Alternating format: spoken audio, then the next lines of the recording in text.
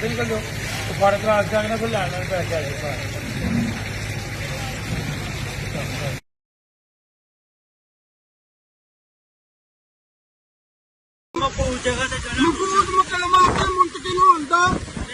जारी कर दिता गया बुजुर्ग के लोगों ਨੂੰ ਕਹਿਣ ਦਾ ਮਕਸਦ ਹੈ ਕਿ ਜਿੰਨੇ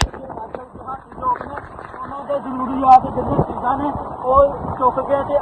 ਸੇਫ ਜਗ੍ਹਾ ਤੇ ਪਹੁੰਚ ਜਾਣ ਕਿਉਂਕਿ ਸਲਾਬੀ ਦਾ ਇਲਾਕੇ ਦਾ ਬਹੁਤ ਹੀ ਜ਼ਿਆਦਾ ਆਉਣ ਦਾ ਜਿਹੜਾ ਅੱਛਾ ਭਾਜੀ ਇੱਥੇ ਬੱਦਲ ਇੰਜ ਗਰਜਦੇ ਨੇ ਯਕੀਨ ਮੰਨੋ ਖੋਫ ਹੋ ਰਿਹਾ ਸਾਨੂੰ ਪੁਲ ਤੇ ਖੜੇ ਹੋ ਕੇ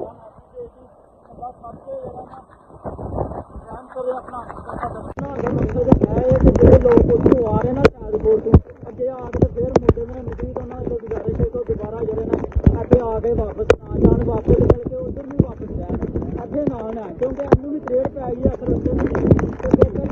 ਤੁਸੀਂ ਉੱਧਰ ਹੀ ਰਹੋ ਪਾਣੀ ਦਾ ਰੰਗ ਵੱਧ ਗਿਆ ਅੱਗੇ ਉਹ ਨਿਕਲੇ ਹਾਂ ਤੇ ਪਾਣੀ ਨਦੀ ਦਾ ਸਮਾਂ ਪਾਣੀ ਆ ਗਿਆ ਤੇ ਪਾਣੀ ਰਸਤਾ ਟੁੱਟਣ ਦੇ ਚਾਂਸ ਹੈ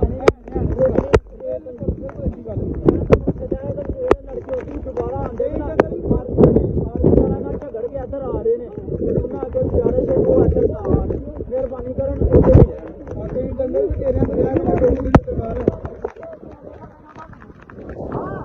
ਨੰਬਰ ਬੜੇ ਦਾ ਖਰਾਬ ਹੋ ਗਿਆ ਪਾਣੀ ਦੇਖੋ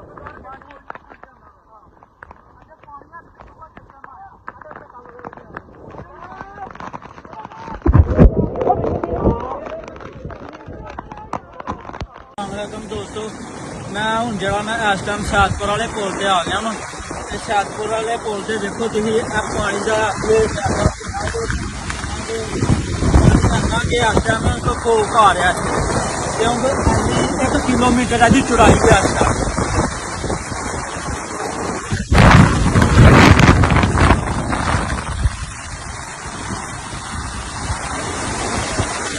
पानी का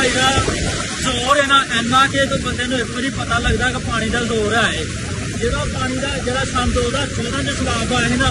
ਸੇਮ ਇਸੇ ਸਿਚੁਏਸ਼ਨ ਦੇ ਵਿੱਚ ਜਿਹੜਾ ਸਲਾਬ ਦਾ ਜਿਹੜਾ ਰੈਲਾ ਨਾ ਇਹ ਗੁਜ਼ਰ ਰਿਹਾ ਸੀ ਤੇ ਮੈਂ ਜਿਹੜਾ ਨਾ ਪਿੰਡ ਜਾਣਾ ਸੀ ਪਿੰਡ ਵੀ ਨਹੀਂ ਜਾਣ